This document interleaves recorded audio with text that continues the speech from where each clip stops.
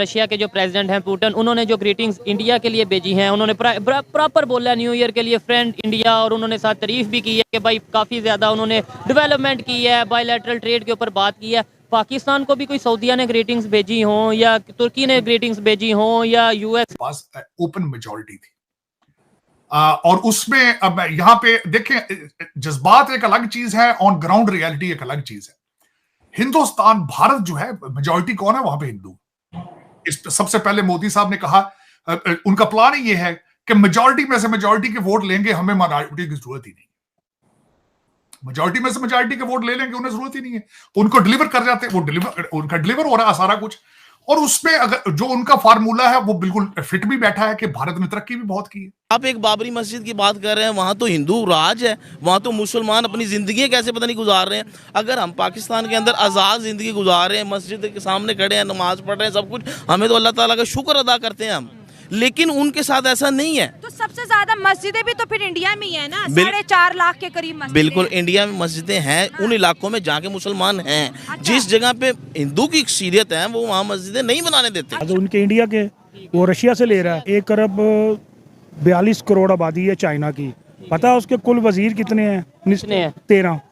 India की 1 अरब 30-32 करोड़ है, और उसके वजीर कितने हैं? 31। ठीक। उसके बाद आ जाए पाकिस्तान में, पाकिस्तान की आबादी कितनी है? 22 करोड़। ठीक है, और आपके वजीर कितने हैं? 90। और एक वजीर का सालाना खर्चा जो है ना 16 करोड़ रुपए है। 90 बंदे हैं, अब आप अंदाजा कर लें खुद ही, वो गंजा ना आएगा क्या निचोड़ेगा। हाय दोस्तों, आपका स्वागत है एकेश न्यूज चैनल में। दोस्तों अयोध्या जितना डेवलप बना है वो कभी कोई सोचा भी नहीं था, कभी कोई ये कल्पना नहीं किया था कि क्या कभी अयोध्या में हवाई अड्डा बन सकता है, क्या कभी बाहर से मंदिर और अंदर से मॉल शरीक देखने वाला रेलवे स्टेशन बनेगा, क्या कभी रामपथ, धर्मपथ और भक्त पथ जैसे मार्ग बनेंगे। सूर्य स्तंभ की तो कल्पना भी किसी ने नहीं किया था, और न ही आकर्षण चुराने वाला फरास। जी हाँ दोस्तों, मात्र वर्तमान अयोध्या देखने वाले भले ही रामनगर की शोभा पर निहाल हो, लेकिन 5 साल पहले अयोध्या को जानने वाले जानते हैं कि अयोध्या वर्तमान स्वरूप किन चुनौतियों से घिरा था। राम जन्मभूमि पर सुप्रीम निर्णय आने पर और मंदिर निर्माण आरंभ होने के बाद अयोध्या जिस गति से पुनर्निर्माण आरंभ हुआ है, किसी दौर में यह अकल्पनीय है। दोस्तों अयोध्या में इतना डेवलपमेंट देख पाक मीडिया परेशान हो गया है। दोस्तों अब वीडियो को स्टार्ट करते हैं और देखते हैं इस पर पाकिस्तानी लोग क्या रिएक्शन देते हैं। और उससे पहले अगर आप मेरे चैनल पर नए हो तो चैनल को लाइक और सब्सक्राइब जरूर कर दें। रही बात आपकी तरक्की की, जब तक आप ये काम नहीं करते, चाइना में तरक्की की रफ्तार देख लें। 1960 में मैं उस दिन पढ़ रहा था कि जापान को आपने कर्जा दिया था। अब जापान कहाँ पे है, आप कहाँ पे हैं? मोदी साहब जो है ना, वो एक उनका विजन है कि हमने हिंदुस्तान को आसमान की बुलंदियों पे लेके, हम आसमान कहते हैं, वो आकाश कहते हैं, आकाश की था बुलंदियों पे लेके जाना है हमने। ठीक है, तो अब वहाँ विजन में कितना पूरा उतर रहे हैं या उम्मीद नजर आ रही है? विजन में पूरा 100% उतर रहे हैं। अगर ये देख लें, छोटी मेहरान गाड़ी यहाँ 32 लाख की है, इतने की है, और वहाँ वो 12 लाख की गाड़ी है। देख लें, टैक्स वहाँ भी 12 लाख से भी कम है। देखने वाले जरूर बताइएगा, वहाँ पे मैंने सुना 5-6 लाख के राउंड अबाउट है। वो छोटी नैनो कार है, नैनो कार है। गाड़ियाँ बहुत सस्ती हैं, हमारा ट्रेड नहीं है। 5 रुपए किलो तो आलू है वहाँ पे।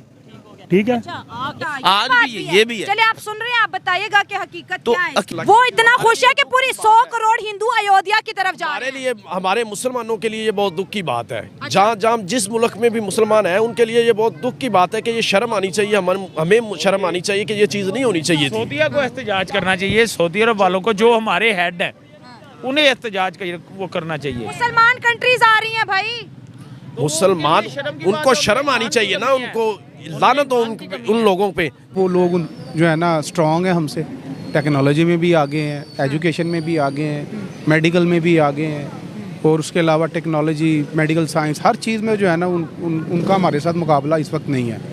उन्होंने तो एक ऐसा नक्शा अब जारी किया है कि जिसमें सिंध को भी जो है ना वो इंक्लूड करके जो है ना इंडिया का नक्शा बना रहे हैं, यानी कि अखंड भारत की बात कर रहे हैं जी। जी हाँ। भी हमारे यहाँ इतने मंदिर हैं तो हमने तो नहीं वो तोड़े, वो हमने वहाँ तोड़ के मस्जिदें तो नहीं बनाई, हमने तो दोबारा उनके मंदिर बनाए हैं। लाहौर के अंदर बात करें तो मंदिरों को तोड़ के टॉयलेट बनाए गए हैं, ये गूगल के अंदर होएगा, लेकिन वहाँ पे हमने मस्जिद तो नहीं बनाई अपनी तोड़ के। अच्छा।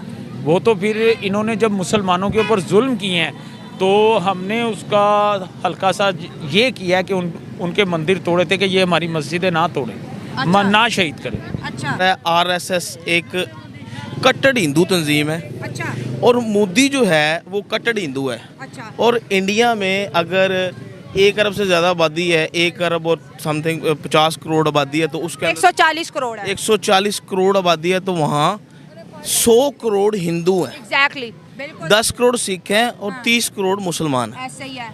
बाबरी मस्जिद को गिराकर उन्होंने मंदिर बनाया, मुसलमानों ने एहतजाज किया। मुसलमान मिनोरिटी है, मेजोरिटी नहीं है, अच्छा। वो वहाँ कुछ नहीं कर सकते थे, इसलिए उन्होंने मंदिर बनाया, उन्होंने जबरदस्ती बनाया। वो इकॉनमी उनकी देख लें आप, 600 बिलियन से ज्यादा उनका इस वक्त फॉरेन एक्सचेंज है और तरक्की है 7.6% उनकी इकॉनमी ग्रोथ। देखें वो जिस तरीके से they are flexing the muscles. अब अगर वो मोदी साहब को चीजें वो सर्व, ये तो उसका अच्छा दूसरा इलेक्शन का साल, इलेक्शन का फायदा भी लेंगे वो इस पे, जाहिर है ऑफ कोर्स। लेकिन उसमें अगर देखा जाए तो इसमें हमारे जो मुसलमान हैं वहां पे और दूसरे लोग हैं सारे इसको जज्बाती तौर पर ले जाते हैं, हालांकि जज्बाती नहीं होना चाहिए। ये हकीकत है कि इन्वेडर्स आए थे, उन्होंने कई मंदिरों के अंदर मस्जिद बनाई थी। ये कोई एक बाबरी मस्जिद का अकेले का मसला नहीं था, ये वहां पे क्योंकि वो थे और कन्वर्जन करते रहे बाय फोर्स, इसमें कोई शक नहीं है। आप हिस्टोरिकली कोई किताब पढ़ के देख ले आप, कन्वर्जन ज्यादातर जहां पे हुई है बाय फोर्स हुई है या लालच दे के हुई है। जो कुछ भी जमीनों की जिस तरह भी कन्वर्जन होती रही है, हमारे लोग उसमें जज्बाती बजाय के तारीख को पढ़ने के उसको सेंटी होकर उसको चीजों को देखते हैं। लेकिन अगर मोदी साहब को वो डिलीवर कर रहा है तो वो ultimately he is taking the benefit out of it. That can be a religious move, that can be a political move as well. लेकिन जिस तरह उन्होंने अब मैं जिस तरह उनको देखता हूं कि the way they are playing their foreign policy strongly wisely, the way they are economic policies में स्ट्रेटेजिक ऑटोनॉमी उनकी, जिस तरीके से मैं देखता हूं मुसलसल उस चीज को, जिस तरीके से वो ग्लोबल साउथ को लेकर चल रहे हैं, जिस तरीके से वो एक असला प्रोड्यूस करने के वो सिलसिले में है, जिस तरीके से वो लिथियम को एक्वायर कर रहे हैं, जिस तरीके से वो पेट्रोलियम अपनी सेफ्टी चाहते हैं, इन्फ्लेशन ना आए, जिस तरीके से अपने वो सी रूट्स को प्रोटेक्ट कर रहे हैं, तो they are achieving the target of being a super power. America को सबसे बड़ा इशू इस वक्त ये है, बल्कि वेस्टर्न सिविलाइजेशन को सबसे बड़ा मसला ही उनका यही नजर आ रहा है कि उनकी इकोनॉमी इतनी तेजी से आगे जा रही है और वो आंखें भी दिखा रहे हैं साथ। और दूसरा मैं सबसे ज्यादा, मैं क्योंकि खुद एक इमिग्रेंट हूं, जो मैं सबसे ज्यादा बात उनकी प्रेज करता हूं कि Indian diaspora is the strongest diaspora on the planet, regardless any country you pick up. कोई भी, आप भारत देख लें, ना कनाडा देख लें, अमेरिका देख लें, यूके देख लें, आप साउथ अफ्रीका देख लें। साउथ अफ्रीका का पिछला जो प्राइम मिनिस्टर था जो उनका, उसका वो गुप्ता, क्या नाम था उसके साथ, गुप्ता साहब थे, जो बहुत बड़े वहां पे वो जिनके ऊपर करप्शन के चार्जेस थे। दुबई देख लें आप,